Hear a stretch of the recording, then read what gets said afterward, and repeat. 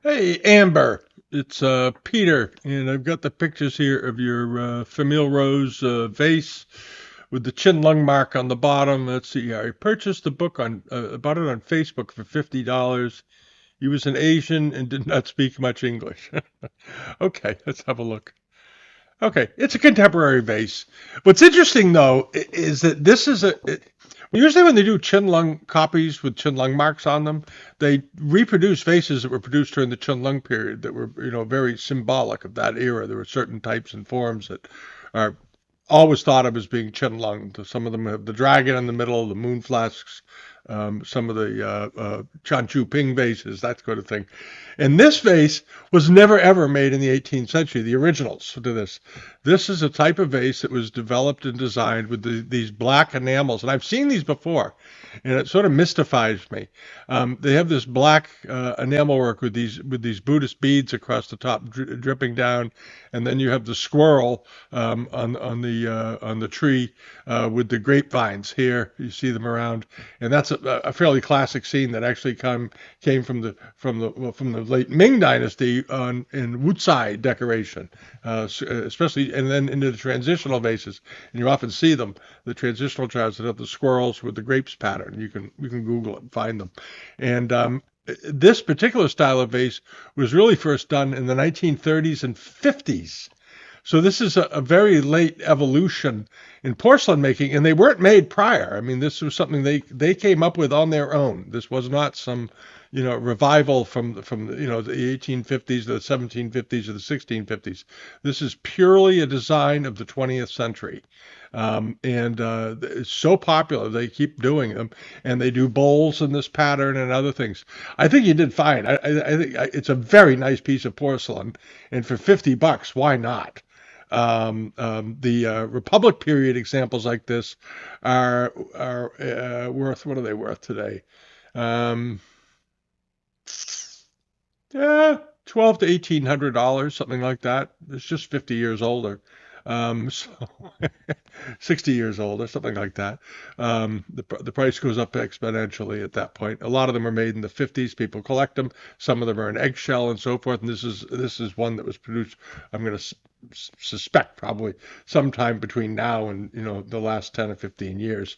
But it doesn't really matter. You only paid $50 for it. It's a perfectly good looking vase. It is entirely hand decorating. I looked at the work. The brushwork actually on it is quite good.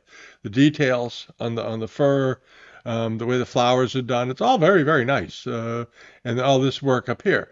You sure couldn't pay someone to paint it for that much money. Let's, do it that way. There's a lot more than $50 worth of work in this thing. And it's very pretty. And, it's not antique yet, but one day it will. It'll probably put your grandchildren through college or something, or your great grandchildren maybe. But it's a perfectly good vase, and it was a perfectly reasonable purchase for $50. So good on you for stepping up and doing that. Put some flowers in it. It'll look very nice, and it's a great size. If you decide you want to turn it into a lamp, you paid $50. Go ahead and lamp it if you want. You can also turn them into beautiful table lamps without punching a hole in the bottom. You have just a clear wire running down the back. No one will ever notice, and you keep the thing intact. But other than that, I don't know what else to tell you about it. It's a great thing. But it is sort of interesting that it has the grape and squirrel pattern as the primary decoration, which is long predates the Qin Lung period. And then you have the iron red masks that you do see on Qin Lung pieces, but then you have all this other work, this black ink work, and the style is very much 20th century. So it's a real homogenization of Ming Qing Republic, and now this. So it's actually it's three periods in one. That's one way to look at it. All right. Have a good week. Bye bye.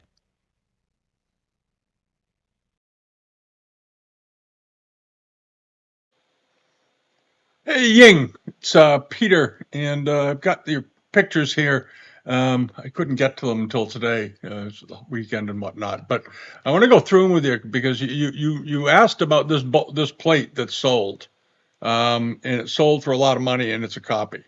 All right, and I want to go over this so that in the future you can get a better idea if you're looking at something that's even close to being authentic. All right.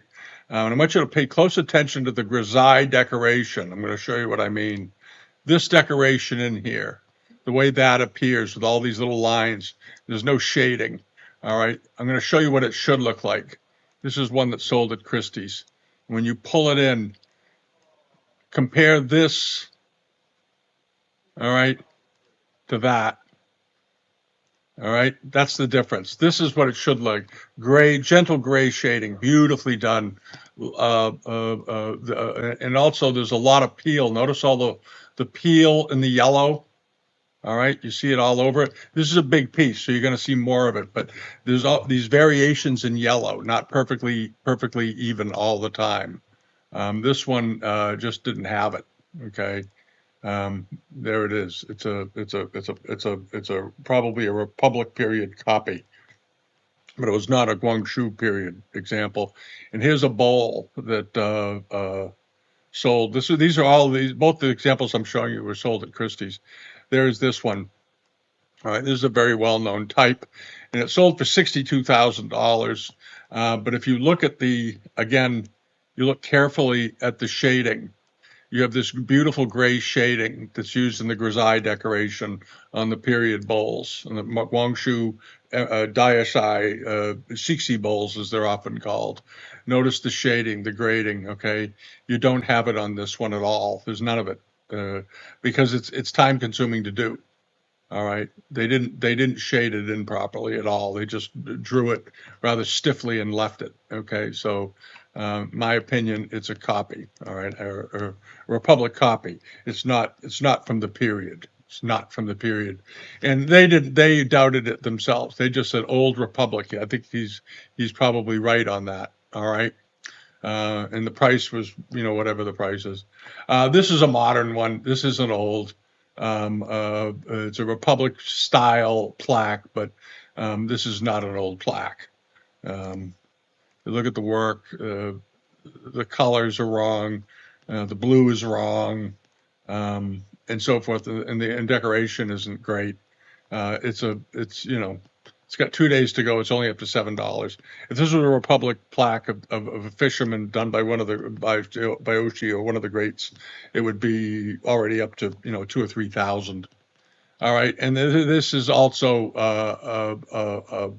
a modern plaque. This has no age to it at all. There's the heavy enamels, very thick, almost sticky looking enamels, very modern. The way the horse is drawn, it's very square bodied. There's no elegance in the horse. There he is. He looks like he's made out of cinder blocks. It's not what it should be. Okay, and it's worth about $100. So those are the three pieces. But in the future, when you see these Shixi or Daisai bowls come up, which is obviously the thing that would be the most interesting, check very carefully the foot rims, check very carefully the gray decoration, and then go and look and compare it to something like these. And does it look like that?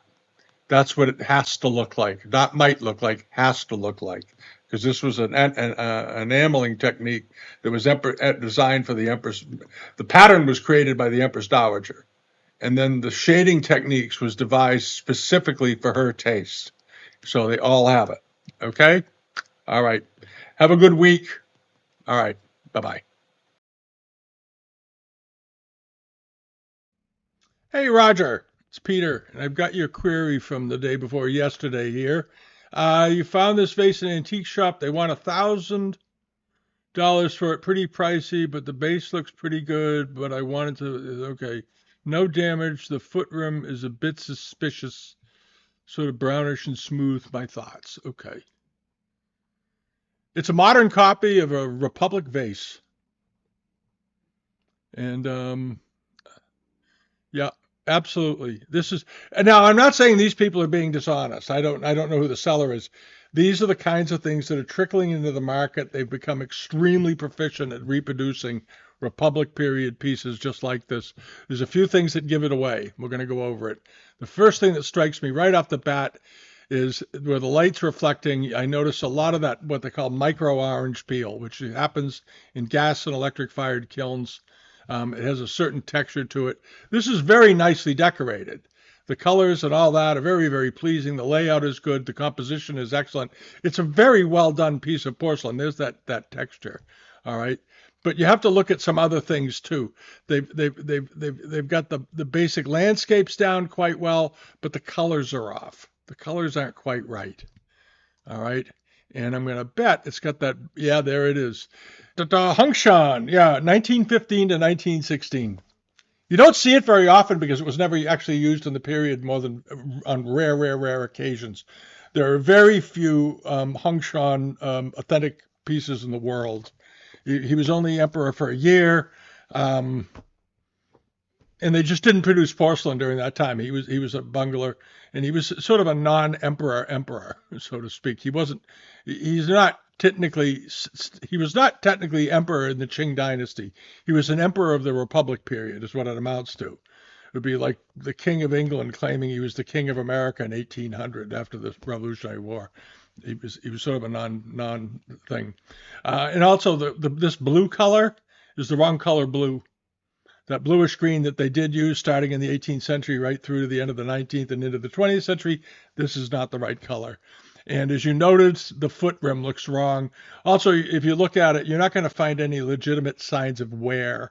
You might find spots where they rubbed it on a tabletop a little bit. They had stone tables. They rub them back and forth. They actually have little kids doing this, rubbing them around to try to get some wear onto the feet.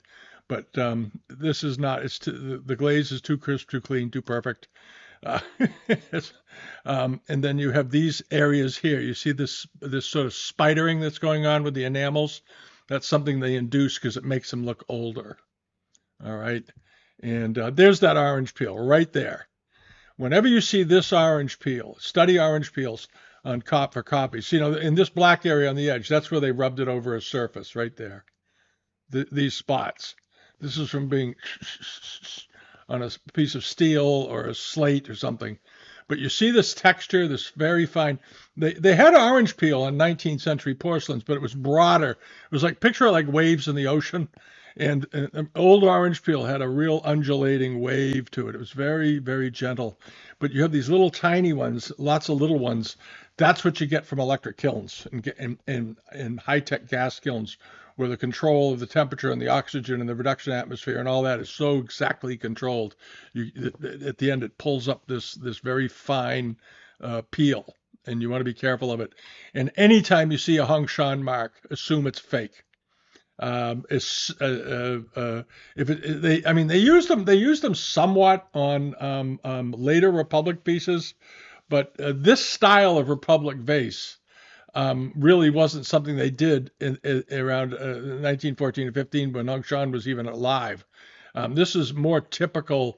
This lantern style vase is much more typical of porcelains they produced in the 1920s and 30s. And it's not that either. The colors are a bit off. The purples are a bit off. Has no wear to it any place. The foot rim, it's just not right. No. So it's, and the seller may think it's absolutely right. The world's full of people that believe things that they're mistaken about. And this is all hand decorated. It's all hand done. And you can buy them on Alibaba and Chinese direct buy websites for about $250 to $300, something like that. I mean, they have value, but it's not $1,000. If this were from the Hungshan period, I'm going to put it this way: a vase of this quality, it wouldn't be quite designed this way, but a vase of this kind of quality done in the Hungshan period would be worth $40,000 or $50,000. All right, or 30 to 40,000 anyway. Because they're so rare. They just don't have, authentic examples are nearly non-existent. Yeah. If you look at Christie's or Sotheby's, you might find a couple, usually small bowls and so forth, but rarely big vases like this. All right. Okay. Just stay away from it. But, you saved $1,000 for yourself. I guess the way to say it. All right. Have a good week. Bye-bye.